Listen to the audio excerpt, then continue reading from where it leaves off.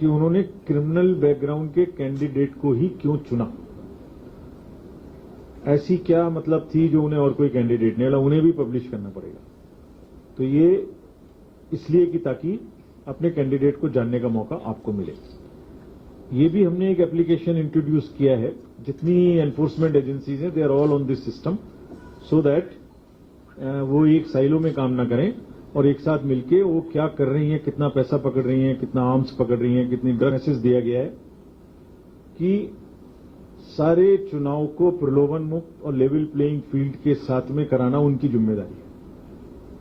अगर वो ऐसा नहीं कर पाएंगे तो commission will be extremely strict with them. जो भी एक्शन लेना पड़ेगा वो हम लेने से बिल्कुल नहीं कतराएंगे। उनके नीचे जो लोग हैं उनको कैसे समझाना है, उनको कैसे कंट्रोल करना है, ये उनका काम है, ये वो जाने। अगर कहीं भी मिस्टेक होगी तो ये एक्सक्यूज नहीं है कि नीचे वाले ने किया, आप उनको कंट्रोल करें। सब पार्टीज के बीच में लेवल प्लेइंग फील्ड एस्टेब्लिश करना उनकी जिम्मेदारी है। लोकतंत्र के इस पर्व में किसी के साथ भेदभाव ना हो, सब पार्टीज बराबर हो, चुनाव लड़े निष्पक्ष। वायलेंस या इंटिमिडेशन या थ्रेट टू वोटर, इस पर वो विशेष रूप से अपना ध्यान रखेंगे और इमीडिएट कार्रवाई करेंगे जहां ऐसा हो। जैसा मैंने सुविधा ऐप के समय बताया था, जो भी ग्राउंड्स देनी है, मीटिंग प्लेस देनी है, गाड़ियां देनी है, झंडे की परमिशन देनी है, वो सबको बराबर रूप से देंगे। ये सुनने में नहीं आना चाहिए हमें कि किसी पार्टी को दिया या किसी पार्टी को नहीं दिया या देने में देर लगाई। कैंडिडेट्स को और पॉलिटिकल पार्टी के जो सीनियर लोग हैं उन्हें उनके थ्रेट परसेप्शन के हिसाब से सिक्योरिटी प्रोवाइड करने की इंस्ट्रक्शंस उनको भी दी गई है। और आज सीनियर अफसर्स की मीटिंग में भी सीएसडीजी साहब की एक आ गया है, इसको रिव्यू करें। जिनको नहीं मिली है और जिनको थ्रेट परसेप्शन है उनको इलेक्शन में कैंपेनिंग में दौरान दिक्कत ना हो, इसके हिसाब से समुचित सुविधा है। उनके लिए हम जम्मू में, उधमपुर में स्पेशल कैंप्स बनाएंगे, बूथ्स बनाएंगे। उनको फॉर्म्स भी देंगे समय से और उनका वोटिंग परसेंटेज जनरली कम रहा है, उनसे अनुरोध भी करेंगे कि वो खुद से ज्यादा करें। और हमने डीएम जम्मू, कमिश्नर जम्मू और सीएस साहब को भी कहा है कि उन कैंप्स में जाके दिखवाएं, बात करें कि ऐसा क्यों है, उनकी वोटिंग परसेंटेज कम है। सबका मानना यह था कि उनके बात करने से वो वोटिंग परसेंटेज को बढ़ाएंगे। प्रोसीजरली जो फॉर्म्स उपलब्ध कराने, रोज नई नई किस्म की फेक न्यूज चलती हैं, उस पर हर डिस्ट्रिक्ट में एक डिस्ट्रिक्ट कंट्रोल रूम रहेगा इंटीग्रेटेड, जो टीवी पर क्या चल रहा है देखता रहेगा, सोशल मीडिया में क्या चल रहा है देखेगा। हमारी एक टेलीफोन लाइन है 1950, उसमें क्या शिकायतें आ रही हैं। फिर जैसे मैंने बताया सी विजिल पे क्या शिकायतें आ रही हैं, एक ग्रीवेंस पोर्टल है उस पर क्या शिकायतें आ रही हैं, सबको एक साथ देखता रहेगा। और जो भी फैक्ट नेरेटिव्स हैं, fake narratives, misinformation, disinformation या ऐसी चीज जिससे पब्लिक ऑर्डर डिस्टर्ब हो सकता है, उस पर डिस्ट्रिक्ट मजिस्ट्रेट्स, एसपी सख्त कार्रवाई करेंगे। और इसके लिए आईटी एक्ट के अंतर्गत नोडल ऑफिसर अपॉइंट होता है हर स्टेट में, वो भी जेएंडके में बहुत भयमुक्त तरीके से और आप सब लोगों के माध्यम से इस अपील के साथ कि लोग ज्यादा से ज्यादा पार्टिसिपेट करें। हमें कोई गलती हो रही हो तो बताएं। इस सब के साथ में मैं सभी स्टेक होल्डर्स का, सभी पॉलिटिकल पार्टीज का, कैंडिडेट्स का, वोटर्स का, आपका सबका अभिनंदन करता हूं। Has already complied with Apex Court order. They had submitted the report related to the electoral bond. Now it is up to you. Are you going to make it public by March 15, or any kind of instruction been given till the panel will be reaching back to Delhi that report should not be made public or any details should not be divulged? Okay. You can give it to the gentleman. इस तरह से arrangements किए गए हैं। जैसा कि आपने कहा कि पॉलिटिकल पार्टी से आपकी मुलाकात हुई और जो अपोजिशन की पार्टीज हैं खासतौर पे, उन्होंने ये कहा है कि अगर लोकसभा के चुनाव कराए जा सकते हैं तो असेंबली के चुनाव क्यों नहीं कराए जा सकते। क्या हम ये माने कि लोकसभा के चुनाव के साथ साथ जम्मू कश्मीर में असेंबली के भी चुनाव कराए जाएंगे? ठीक है, thank you. The gentleman second, दूसरा रो में जो है, हाँ उनको दे दीजिए। Yeah, hi sir, myself Sunil Bhatt from India Today. Sir, in the last 10 years, SBI's electoral bonds, and you said nation wants to know. I was thinking कि आप मुझसे यहाँ के प्रश्न पूछेंगे। उनको माननीय उच्चतम न्यायालय ने आदेश दिया था कि 12 तारीख तक के साथ में असेंबली के चुनाव कराने का, तो पहली बात मैंने जब प्रेजेंटेशन किया था तो पार्लियामेंट की बात नहीं की कहीं भी। मैंने आपको असेंबली के बारे में भी पूरी सेकंड स्लाइड अगर एक बार दोबारा से लगाएंगे हम लोग तो उसमें पूरा दिखाया था। ये देखिए, दोनों बराबर बराबर दिखाई थी आपको वो कि क्या दोनों का बाइफर्केशन है। तो we are equally concerned about the assembly election, about the parliamentary election.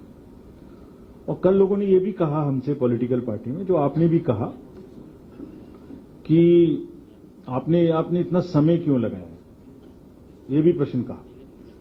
ये भी प्रश्न पूछा कि उन्हें कोर्ट में क्यों जाना पड़ा, कि वहां से कहा जाए कि सितंबर तक कराइए, ये भी कहा।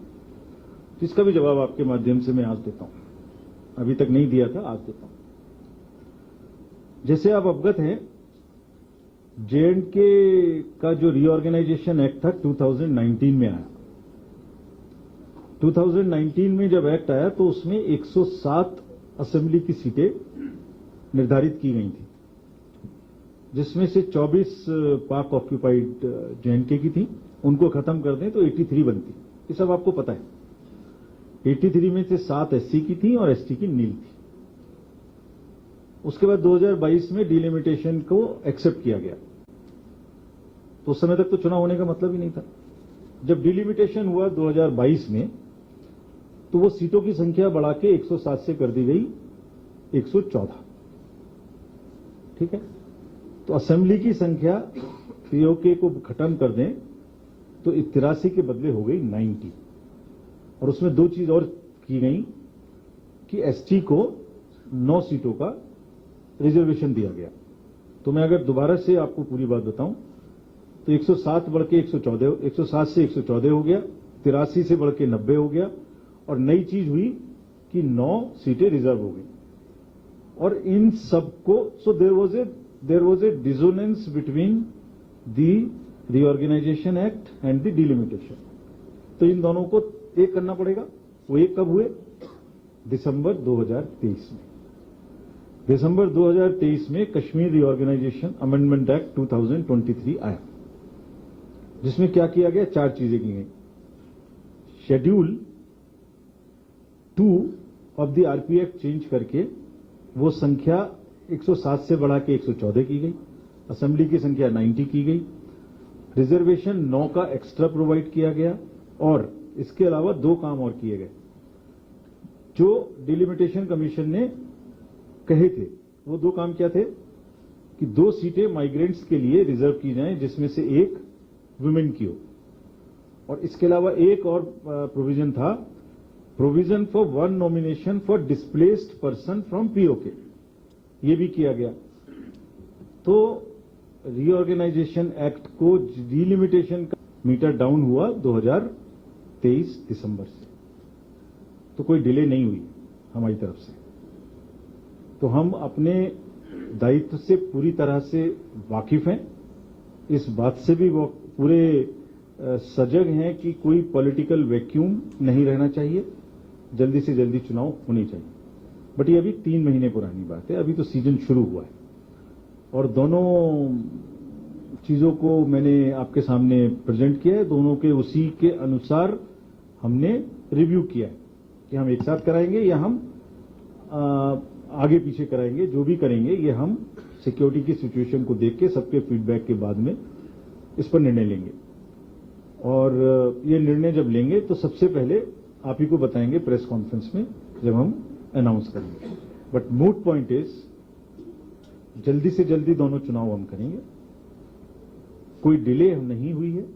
डिले एक्ट के चेंज होने के बाद से अभी हुई।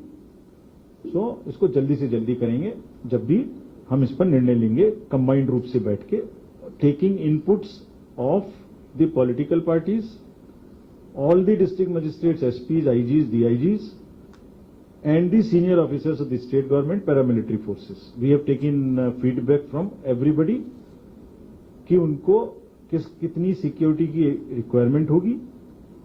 यहां पर एक प्रथा और है कि जो कैंडिडेट्स होते हैं उनको सबको सिक्योरिटी मिलती है। उनको 2-2 सेक्शन की सिक्योरिटी मिलती है। तो उससे भी क्या सिक्योरिटी के इम्प्लीकेशन है वो सब देख के हम एक साथ निर्णय लेंगे। यूथ वोटर के लिए क्या नुस्खा हमारे पास है, ये आपने पूछा।